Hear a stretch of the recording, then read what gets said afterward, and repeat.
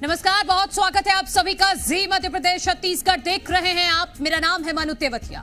इंदौर की कनाडिया पुलिस ने एक महिला की शिकायत पर स्क्रैप व्यापारी समेत 5 लोगों के खिलाफ गैंग रेप का मामला दर्ज किया है। पीड़िता ने बताया कि वो 11 जून 2024 को कनाडिया में किराए से फ्लैट देखने जा रही थी। तभी आरोपियों ने उसे जबरन कार में बिठाया और अरविंदो अस्पताल के गोदाम में ले जाकर उसके साथ गैंग रेप की वारदात को अंजाम दिया।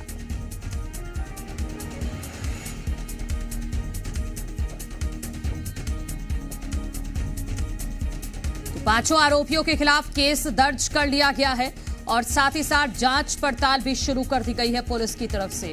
इंदौर में गैंगरेप का मामला सामने आया था। जून में वारदात हुई और पीड़िता ने अब शिकायत दर्ज करवाई है। पीड़िता का अपहरण किया गया था, किडनैप किया गया था और उसके बाद 5 आरोपियों ने मिलकर इस पीड़िता के साथ गैंगरेप की वारदात को अंजाम दिया था।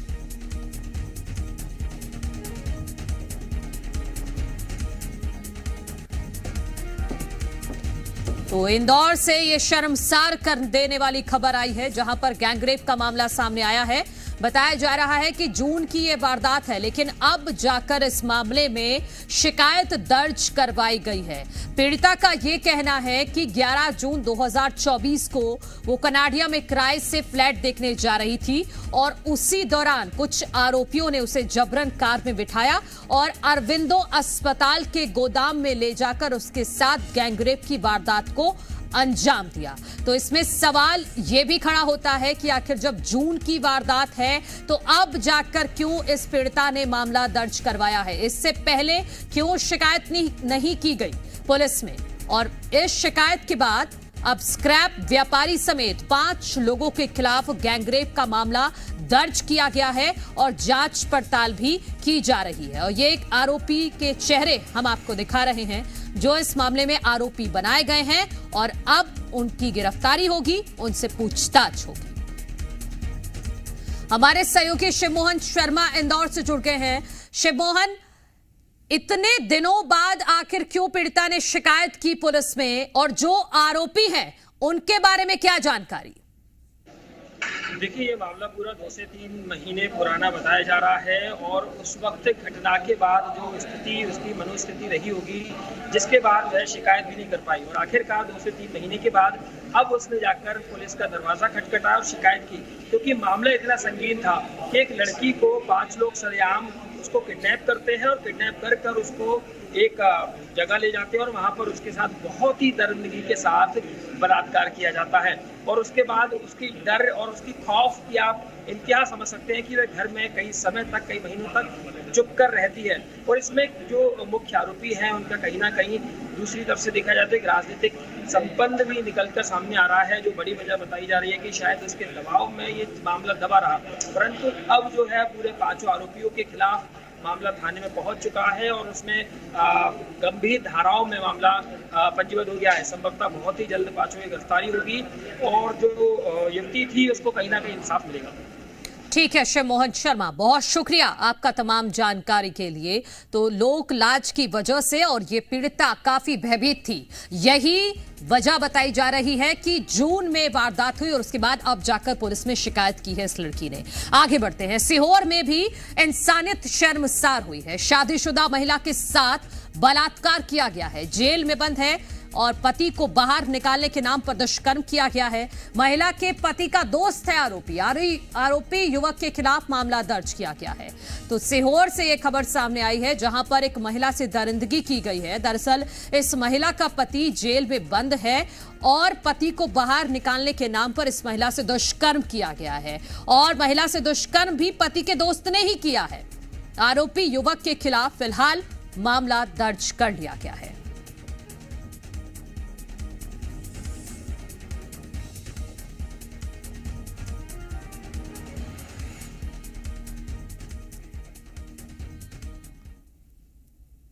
फरियादिया है। इसने शिकायत की है कि अनीश खां एक व्यक्ति है जो उसके आसपास ही बगल में रहता है, माना में।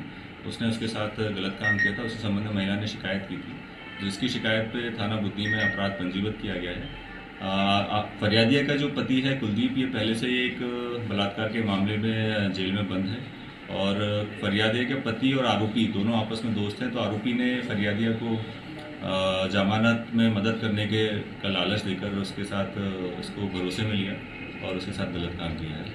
आरोपी अनीश उर्फ अन्नू ये एक चिन्हित आरोपी है और इसके खिलाफ पहले से भी कई मामले पंजीबद्ध हैं और इस मामले को ऐड करके हम लोग इसमें जिला बदर की कार्रवाई करने की अनुशंसा हमने की है पुलिस अधीक्षक ने। वहीं सक्ती में गैंगरेप की वारदात, युवती के साथ गैंगरेप, 3 आरोपियों ने दुष्कर्म किया। पीड़िता के रिश्तेदार हैं आरोपी। मानसिक रूप से कमजोर बताई जा रही है ये युवती, जिसके साथ गैंगरेप की वारदात को अंजाम दिया गया है। सक्ती से ये खबर आई है जहां 3 आरोपियों ने दुष्कर्म किया है। पीड़िता के रिश्तेदार ही ये आरोपी बताए जा रहे हैं और जो लड़की है, जो पीड़िता है, वो मानसिक रूप से कमजोर बताई जा रही है।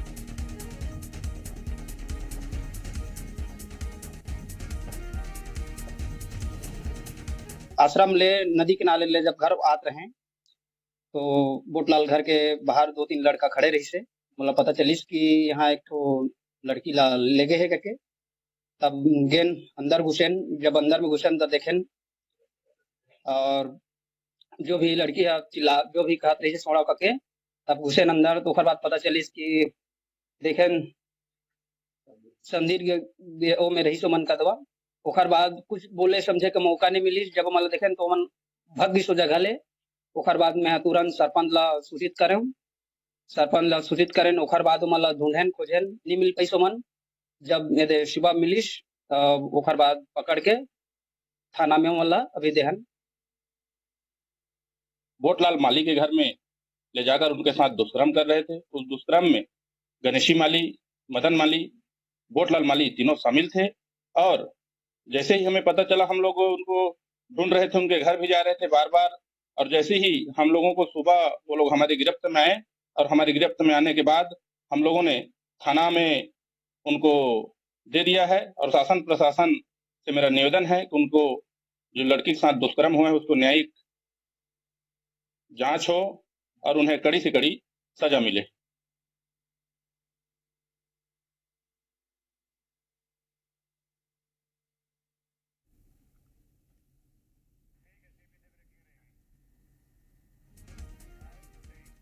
चलिए आगे बढ़ते हैं। रायपुर में बुलडोजर कार्रवाई। खम्हार जी में चला बुलडोजर। अवैध तरीके से संचालित ठेले और दुकानों पर विधायक पुरंदर मिश्रा भी मौके पर पहुंचे हैं।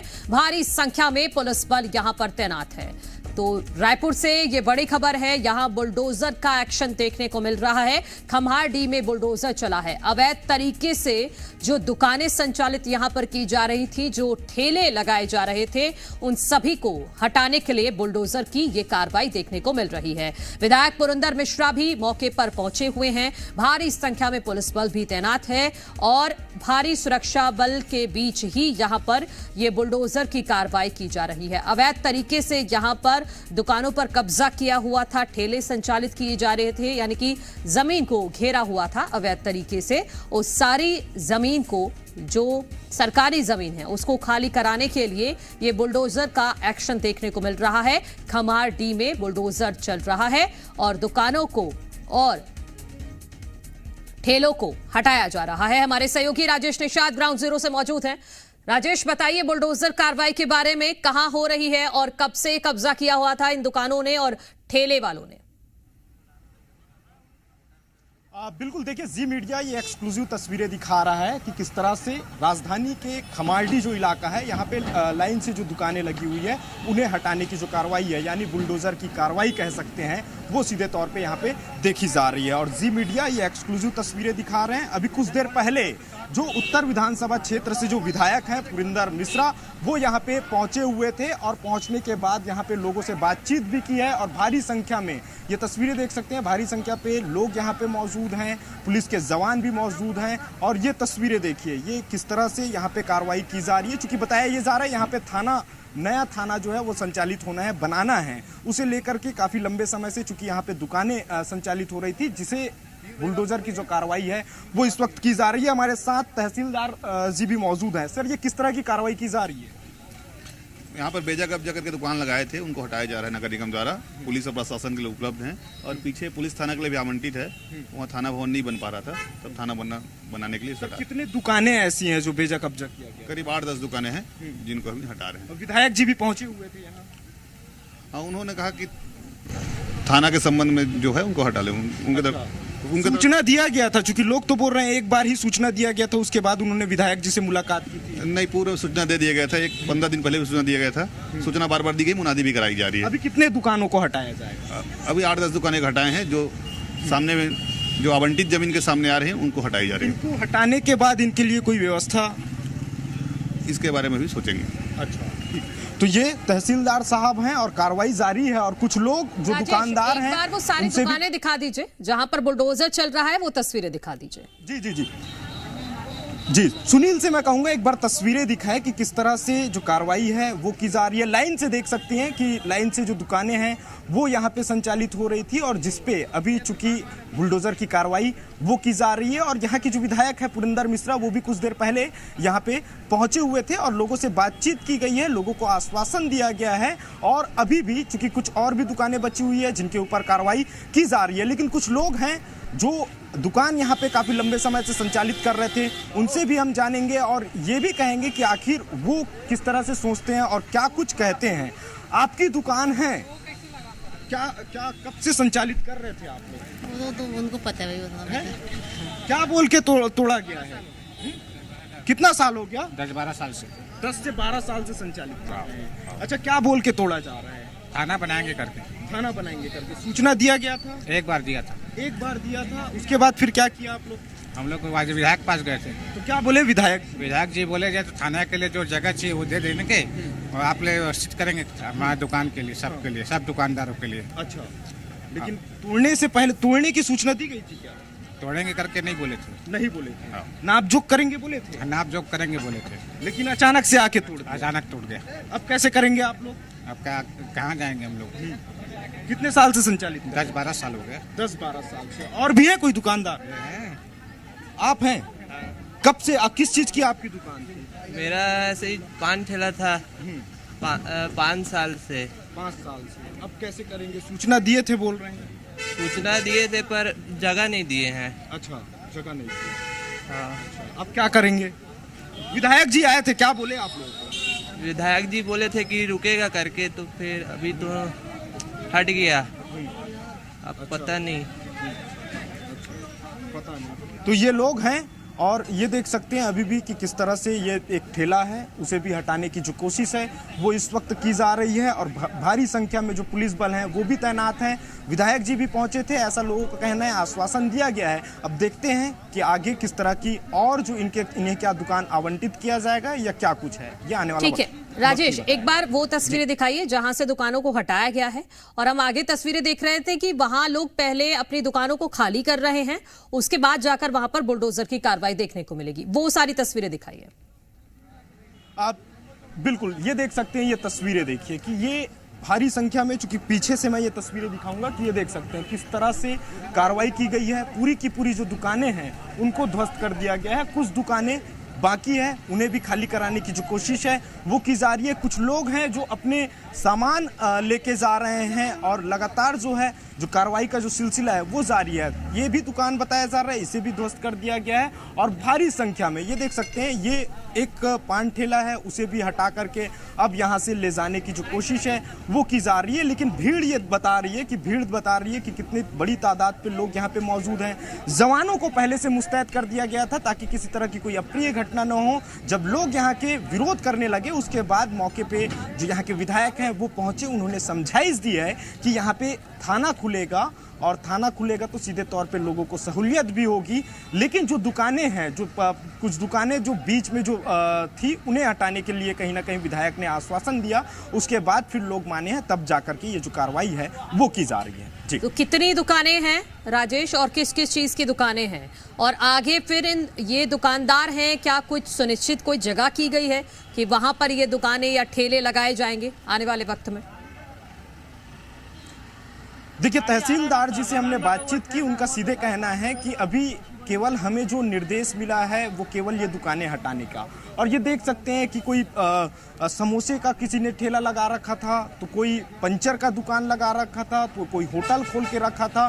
तो अलग अलग तरह की लगभग 10 से 15 दुकानें हैं, जिसमें से सभी तमाम दुकानों को हटाने की जो कोशिश है, वो कवायद है, वो की जा रही है। लेकिन कहाँ इनको व्यवस्थित रखा जाएगा, इसे लेकर के किसी तरह के कोई दिशा निर्देश नहीं दिए गए हैं, जिसकी वजह से लोग नाराज यहाँ पे नजर आ रहे हैं। लेकिन चूंकि ये जो जगह बताया जा रहा है, ये कैमरा पर्सन से मैं कहूंगा कि ये तस्वीरें दिखाई, ये जो बाउंड्री दिखाई दे रही है, इसी बाउंड्री के पास यहाँ पे चूंकि थाना बनाने का निर्णय लिया गया है, तो ऐसे में काफी समय से ये दुकानें संचालित हो रही है। कुछ लोग 12 साल से यहाँ पे दुकानें संचालित कर रहे हैं। तो ऐसे में यहाँ व्यवस्थित एक थाना बन जाए, इस वजह से ये तमाम जो दुकानें हैं उनको हटाने की कवायद की जा रही है। लोगों के द्वारा विरोध भी किया गया था, लेकिन जब स्थानीय विधायक पहुंचे, लोगों को समझाइश दी गई, उसके बाद कहीं जाकर के लोग यहाँ पे माने हैं। जी ठीक है राजेश, इस खबर पर जानकारी के लिए आपका शुक्रिया। इस ग्राउंड रिपोर्ट को एक्सक्लूसिवली दिखाने के लिए आप बने रहिएगा हमारे साथ। वहीं छत्तीसगढ़ की राजधानी रायपुर में अपराधी बेलगाम है। अपराधियों में पुलिस और कानून का कोई खौफ नहीं है, जिसके चलते अपराधी खुलेआम मासूम लोगों को अपना शिकार बना रहे हैं। टिकरापारा थाना क्षेत्र से लेकर विधानसभा थाना क्षेत्र में बदमाश पूरी तरह से बेखौफ हैं, जिसके चलते मासूम लोग दहशत के साए में जीने को मजबूर हैं। 4 अलग अलग आप तस्वीरें देख लीजिए। चारों तस्वीरें राजधानी रायपुर के अलग अलग क्षेत्रों की हैं। कहीं पर ड्राइवर पर चाकू से हमला किया गया, तो कहीं पर घर में पत्थरबाजी की गई है। आरंग थाना क्षेत्र में स्टेशन मास्टर के घर पर चोरी कर ली गई। ठग गिरोह पर भी शिकंजा कसा गया है न्यू राजेंद्र नगर थाना क्षेत्र में।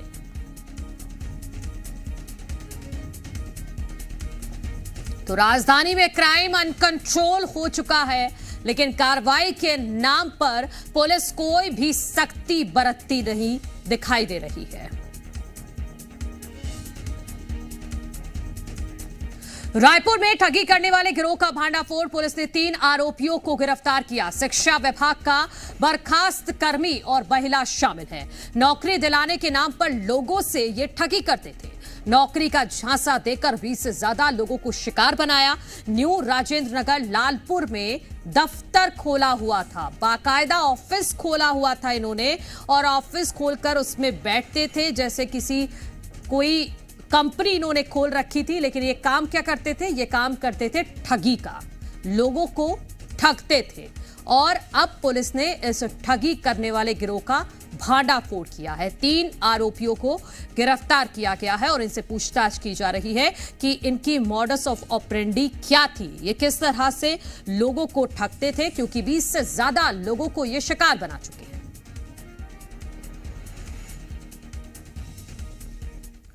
तो राजधानी रायपुर में क्राइम अनकंट्रोल है। आरंग इलाके में चोरी की वारदात को अंजाम दिया गया। स्टेशन मास्टर के घर चोरी हुई है। 1,70,000 रुपए की चोरी हुई है। सोने चांदी के जेवर लेकर चोर फरार हो गए। मामले की जांच में पुलिस जुटी हुई है। तो ये आरंग इलाके में चोरी की वारदात को अंजाम दिया है। चोरों ने 1 लाख से ज्यादा की चोरी की है स्टेशन मास्टर के घर पर।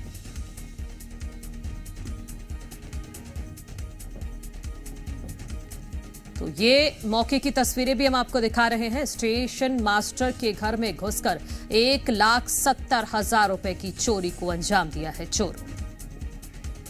वहीं राजधानी रायपुर में गुंडागर्दी नहीं थम रही है। विधानसभा इलाके में एक घर पर पथराव किया गया। करीब 5 युवकों पर पथराव करने का आरोप लगा है। पीड़िता ने थाने में FIR दर्ज कराई है। पथराव करने के बाद सभी आरोपी मौके से फरार हो गए।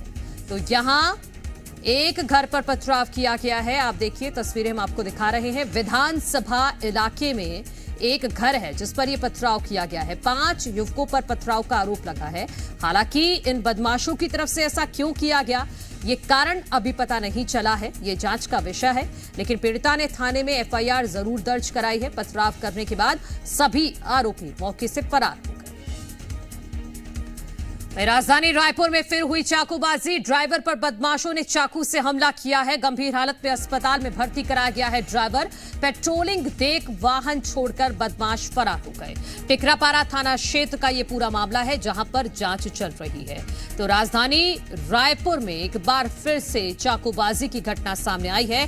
एक ड्राइवर पर बदमाशों ने चाकू से अटैक कर दिया। गंभीर हालत है इस ड्राइवर की, अस्पताल में भर्ती करा दिया गया है ड्राइवर को। दरअसल पुलिस रात को पेट्रोलिंग कर रही थी और जैसे ही बदमाशों ने देखा कि पुलिस पेट्रोलिंग कर रही है, वो चाकूबाजी की घटना को अंजाम देकर वहां से फरार हो गए। हमारे सहयोगी राजेश निषाद जुड़ गए हैं रायपुर से। राजेश, राजधानी रायपुर में क्राइम अनकंट्रोल है। जो तस्वीरें हमने दिखाई, कहीं बदमाशों ने घर में पथराव किया तो कहीं पर स्टेशन मास्टर के घर पर चोरी और चाकूबाजी की घटना तो आम हो चली है राजधानी रायपुर में। बिल्कुल निश्चित तौर पे देखिए, प्रदेश की राजधानी है रायपुर और यहाँ लगातार चाकूबाजी की घटनाएं निकल के सामने आ रही है।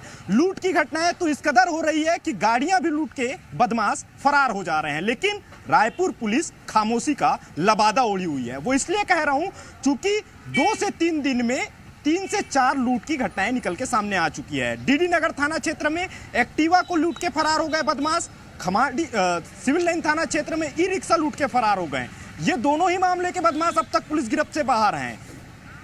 सरस्वती नगर थाना क्षेत्र में घर में घुस के 2 युवकों के ऊपर चाकू से हमला किया जाता है, वे भी बदमाश फरार हैं। अब ताजा मामला आज का है। आज करीब 3 बजे सुबह 3 बजे बदमाशों द्वारा जो ड्राइवर है, जो 4 पहिया वाहन है, उनकी गाड़ी रोकी जाती है और उनके ऊपर ताबड़तोड़ चाकू से हमला किया जाता है और उसके बाद उस 4 पहिया वाहन को लूट कर लुटेरे फरार हो जाते हैं। फरारी के बाद कहीं ना कहीं इन बदमाशों द्वारा चोरी की घटना को भी अंजाम दिया जाता है। कई सारे लोहे चोरी किए जाते हैं। इसी बीच जब पेट्रोलिंग की टीम पहुंचती है तो बदमाश उस वाहन को छोड़ के फरार हो जाते हैं और ये पूरा मामला जो है वो टिकरापारा थाना क्षेत्र का है। एक और मामला जो है वो आरंग थाना क्षेत्र का है, जहां स्टेशन मास्टर के घर में बदमाशों ने चोरी की घटना को अंजाम दिया है और चोर पूरी तरह से सोने चांदी के सामान और नकदी रुपए लेके फरार हो गए। इसमें भी पुलिस के हाथ खाली हैं। तो ये राजधानी रायपुर की पुलिस है। विधानसभा थाना इलाके में एक महिला के घर में ताबड़तोड़ पथराव की घटना को अंजाम देते हैं 4 से 5 बदमाश। महिला FIR दर्ज करा चुकी है, लेकिन अभी भी बदमाश पुलिस गिरफ्त से बाहर हैं। लगातार इस तरह की घटनाएं हो रही है, लेकिन रायपुर पुलिस खामोशी का लबादा। बिल्कुल, बहुत शुक्रिया राजेश आपका तमाम जानकारी के लिए। सरकारी अस्पताल में सुविधाओं का अभाव लोगों की जान पर भारी पड़ रहा है। दूर दूर से लोग इलाज कराने अस्पताल पहुंच रहे हैं, लेकिन सुविधाओं का अभाव जानलेवा साबित हो रहा है। रीवा में जहां बच्चा वार्ड में डॉक्टर्स की कमी के चलते 5 बच्चों की मौत हो गई, वहीं दमोह अस्पताल में ताला लगा होने के चलते महिला की फर्श पर डिलीवरी हो गई। सूरजपुर में अस्पताल में बेड की कमी के चलते 200 बेड पर 300 से ज्यादा मरीज भर्ती हैं। आप देखिए, सरकारी अस्पताल में सुविधाएं पूरी तरह से बदहाल हैं। रीवा में लापरवाही की वजह से 5 बच्चों की मौत हो गई और आप दूसरी तस्वीर दमोह की देख रहे हैं, जहां पर गेट पर ही डिलीवरी करानी पड़ी है। सूरजपुर में भी 200 बेड पर 300 मरीजों को रखा हुआ है। दमोह में जिला अस्पताल के बाहर महिला की डिलीवरी हो गई। फर्श पर ही महिला ने बच्चे को जन्म दे दिया। अस्पताल में ताला लगा था, कोई स्टाफ नहीं मिला। 2 घंटे तक जमीन पर पड़े रहे जच्चा बच्चा।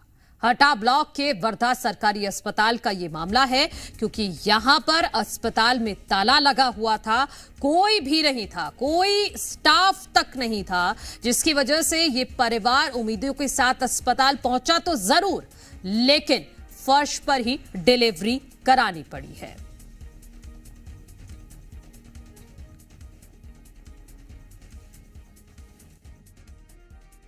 घटना पता चले तो सबसे पहले तो गर्भवती महिला जो प्रसव हुआ है उसको तुरंत मैया PSC शिफ्ट किया गया। और मैं बताना चाहूँगा कि जो CHO है वो प्रेग्नेंट है और ट्विंस प्रेगनेंसी है, उनको कुछ कॉम्प्लिकेशन था जिसके लिए वो उनसे छुट्टी लेके गई थी। ANM जो वहाँ पदस्थ हैं वो उनका आज वैक्सीनेशन का सत्र था, जो कि आंगनबाड़ी में वैक्सीनेशन कर रही थी। वहीं सूरजपुर में जिला अस्पताल में सुविधाओं का अभाव, बेड की कमी के चलते परेशान हो रहे हैं मरीज। रोजाना सैकड़ों मरीज करवाते हैं इलाज। 200 बिस्तर वाले अस्पताल में 329 मरीज भर्ती हैं। तो आप समझिए कि क्या हाल हो रहा होगा। एक बेड पर 2 से 3 मरीजों को रखा गया है। जिला अस्पताल के ये हाल है सूरजपुर में। बेड की कमी है जिसकी वजह से मरीज परेशान हो रहे हैं। यहां रोजाना सैकड़ों मरीज इलाज अपना करवाते हैं। 200 बिस्तर वाला ही अस्पताल है, लेकिन 329 मरीजों को यहां पर भर्ती किया गया है। एक बेड पे 2 से 3 मरीजों को रखा जा रहा है। ये सूरजपुर के जिला अस्पताल के हाल आपको बता रहे हैं।